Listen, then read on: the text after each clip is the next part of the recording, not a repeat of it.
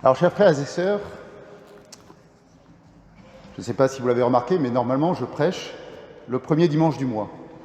Et la semaine dernière, le premier dimanche du mois, comme c'était profession de foi et première communion, eh bien c'est le Père Jean Malot qui a prêché. Et le Père Guillaume m'avait dit, tout simplement, eh bien tu prêcheras dimanche prochain, avec un petit sourire que je n'avais pas détecté immédiatement. Quand j'ai vu les textes et que j'ai vu que c'était la Sainte Trinité, je me suis dit, misère, qu'est-ce qu'un pauvre diacre comme moi va donc pouvoir vous dire sur la Sainte Trinité, ce grand mystère? Eh bien, accrochez-vous à vos baskets. Chers frères et sœurs, nous fêtons donc aujourd'hui la fête de la Sainte Trinité, ce grand mystère, comme nous l'avons dit tout à l'heure. Et pour commencer cette homélie, interrogation surprise. Rassurez-vous, ça sera facile, du moins au début. 1 plus 1. Bien, bravo. Un peu plus dur. 1 plus 1 plus 1 plus 1. 4. Tout va bien. Attention, beaucoup plus dur. 1 plus 1 plus 1. 1, bravo. 1. Oui, frères et sœurs, l'arithmétique des hommes n'est pas celle de Dieu. On peut même penser que Dieu a horreur du calcul, ou du moins de nos calculs, de nos pauvres calculs humains, car Dieu n'est pas calcul. La Sainte Trinité n'est pas une formule ou un théorème à démontrer. La Sainte Trinité est un mystère, et un mystère de la foi catholique n'est pas une énigme à résoudre.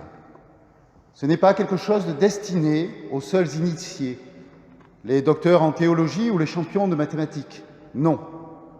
Un mystère, dans notre foi, ne s'explique pas. Il ne se démontre pas. Il se médite.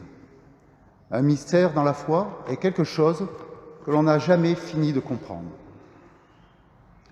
Alors que dire avec nos pauvres mots humains sur la Sainte Trinité, sur les trois personnes divines que nous découvre Jésus, le Père, le Fils et le Saint-Esprit? Trois personnes distinctes, chez qui tout est commun, tout est indivisible, car Dieu est un. Saint Bernard disait même « Dieu est unissime ». Le Père engendre le Fils en se donnant totalement à lui.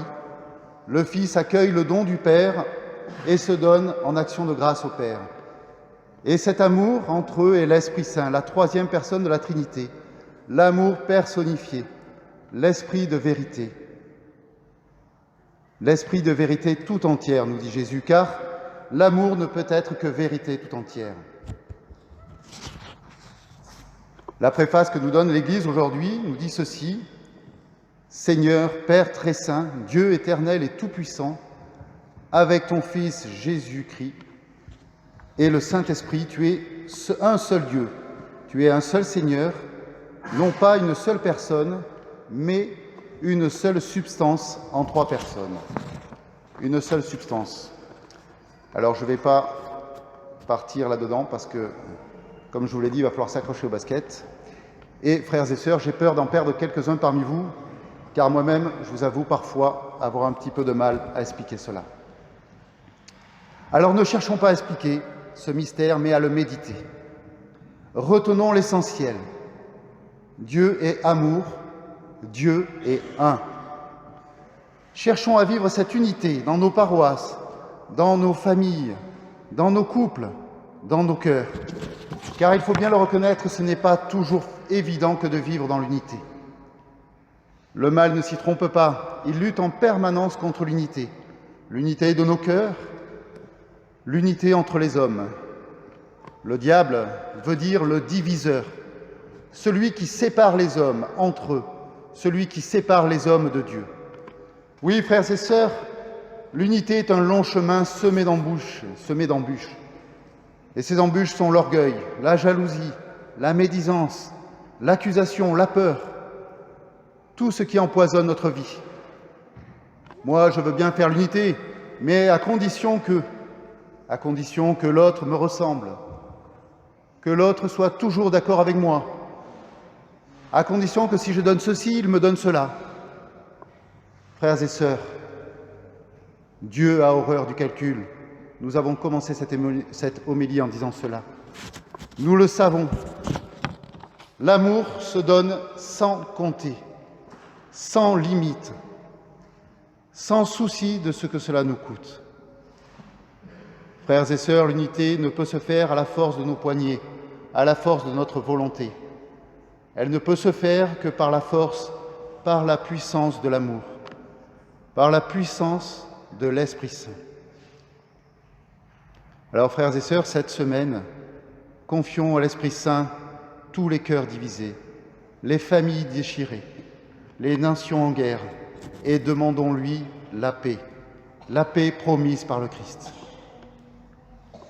Nous avions hier, au Laude, une prière d'intercession que je vais vous livrer, que vous pourrez prier cette semaine, et qui nous disait « Seigneur, fais de nous des artisans de paix. Quand domine la haine, que nous annoncions l'amour.